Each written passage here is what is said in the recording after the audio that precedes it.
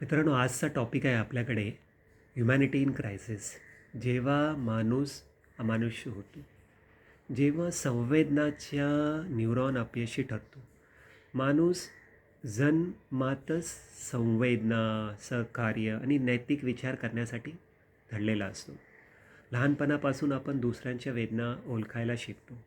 दुःख पाहून अस्वस्थ होतो आणि नातेसंबंध निर्माण करतो, जे फक्त स्वतःच्या जगण्यापुरतं मर्यादित नसतात. पण आज जगभरात आपण जे पाहतो आहे ते भयानक आहे. अमानुष कृत्य, निर्दयी हिंसा, कारणाशिवाय होणारे हल्ले आणि तेही वाढत्या प्रमाणात. एका व्यक्तीने केलेला एक हिंसक प्रकार आणि त्याचा परिणाम संपूर्ण समुदायावर होतो. निर्दोष लोकांवर सूड घेतला जातो, घरे जाळतात, उपजीविका उद्ध्वस्त होते, निरपराध जीव जातात. हे केवळ हिंसाचार नव्हे, ओके, हे समाजातील संवेदनाचं न्यूरॉन अपयशी ठरण्याचे लक्षण आहे. आज प्रश्न खूप गंभीर आहे. आपण माणूस पण हरवत चाललो आहात का? आता त्याची कारणे बघावं. माणूस अमानुष का होतो? मानसिक कारणे, सायकोलॉजिकल ट्रिगर आपण त्याला बोलतो. सामूहिक हिंसेच्या मुलाशी मानवी मानसशास्त्र धडलेले असतात.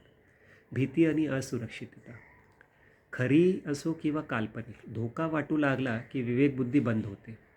हिंसा हल्ला न राहता स्वसंरक्षण वाटू लागतं. डी इंडिव्हिज्युएशन, जमावातील मानसिकता. मोठ्या जमावात व्यक्ती स्वतःची जबाबदारी विसरते. मी नाही, आपण आहोत. आणि मग माणूस अशी कृत्य करतो जे तो कधी एकट्याने केलेली नसती. तर कॉग्नेटिव्ह बेसिसवर पूर्वग्रह आपण त्याला म्हणतो. एका व्यक्तीची चूक संपूर्ण समुदायावर लादली जाते. ते माणूस राहत नाही, ते धोका बनतात. सामाजिक व सांस्कृतिक कारणे हे आहेत की हिंसा अचानक होत नाही. ऐतिहासिक जखमा, भूतकाळातील अन्याय, दंगली, नरसंहार संकटाच्या क्षणी पुन्हा जिवंत होतात. ओळखीचे राजकारण, आयडेंटिटी पॉलिटिक्स आपण बोलतो, धर्म, जात, ओके, वंश माणूसपणापेक्षा मोठे ठरतात. माध्यमांची भूमिका काय झालं पाहिजे इकडे? आज अफवा सत्यापेक्षा वेगाने पसरतात. भडक मतली, चुकीची माहिती, सोशल मीडियावर द्वेष हिंसेला खतपाणी घालतात. ते असं करू नका. राजकीय शोषण, सर्वात धोक्यादायक घटक राजकारण. सत्तेसाठी भीती आणि द्वेष वापरला जातो. हिंसा गुन्हा न राहता समुदायाचे संरक्षण ठरते. जेव्हा नेता एकतेपेक्षा ध्रुवकरणीला बक्षीस देतात तेव्हा अमानुष्यता सामान्य बनते. आता धर्म हा जनतेसाठी अफू ठरतो आहे का? कार्ल मार्क्स म्हणतो धर्म म्हणजे जनतेसाठी अफू. आज अनेक ठिकाणी धर्म नैतिक मार्गदर्शक न राहता राजकीय शस्त्र बनतो. धर्माचा गैरवापर, ओके, करून सूड घेतो आपण आणि ते अशी भीत उभी राहते. संवेदनाऐवजी आंधळी निष्ठा शिकवतो. समस्या धर्मात नाही, समस्या आहे धर्माच्या राजकारणात. ओके, सूडाची घातक साखळी. हिंसा नेहमी एक ठराविक पद्धतीने वाढते. एक घटना, सामूहिक धोका वाटतो. सूड निर्दोषांवर, नैतिक तटस्थता ते तसेच आहेत असे आपण बोलतो. कामकुवत यंत्रणा, जमाव राज्य करतो. परिणाम, निर्दोष मृत्यू, तुटलेला विश्वास, पिढ्यांचा द्वेष. आता इतिहासाचा इशारा, इतिहास वारंवार सांगतो, आपण ऐकत नाही. ओके, किती फाळणी झाली.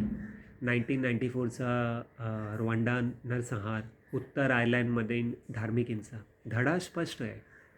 पॅटर्न ओळखला नाही तर इतिहास पुन्हा घडतो. शांततेची यशस्वी उदाहरणे. हिंसा अपरिहार्य नाही. दक्षिण आफ्रिकाचा आपण मंडेला मॉडेल बघा. सूड नाही, समेट.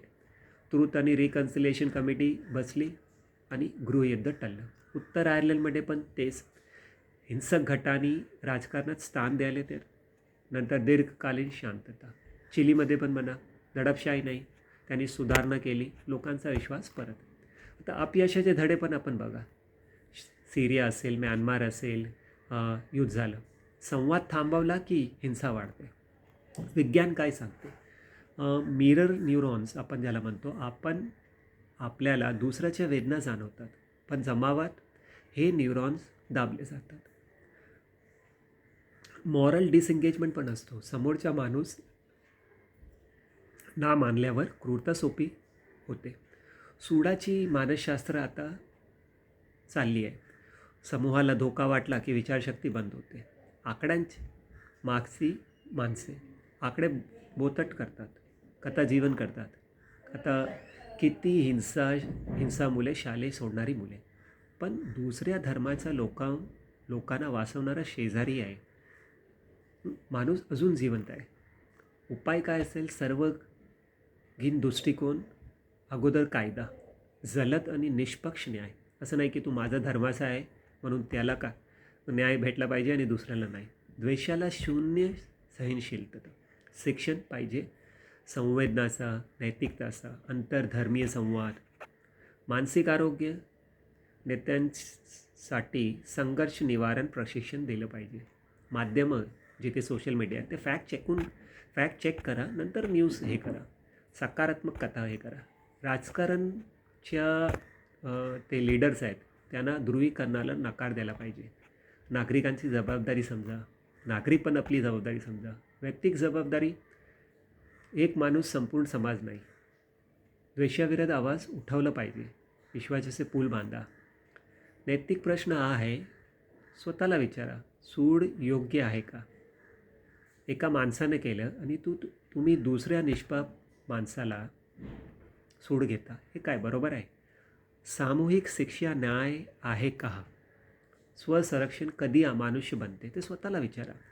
कायदा जितका गरजेचा तितकीच नैतिकता.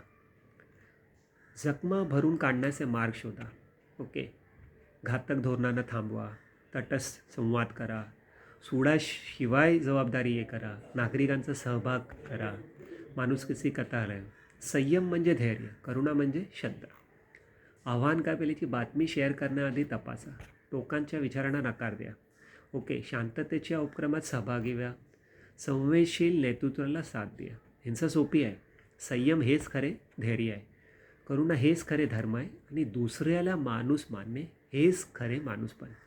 ओके, आता आपण निष्कर्ष काय काढला पाहिजे याचं? मानव जातीसमोर आज दोनच रस्ते आहेत. ओके, एक अमानुषतेकडे, दुसरा सामूहिक मानवतेकडे. सहवेदना हरवणे अपरिहार्य नाही. द्वेष टाळता येतो. ओके, प्रश्न एवढाच आहे, आपण कोणता मार्ग निवडणार? कसं वाटलं? कमेंट्स करा, सबस्क्राईब करा, लाईक करा.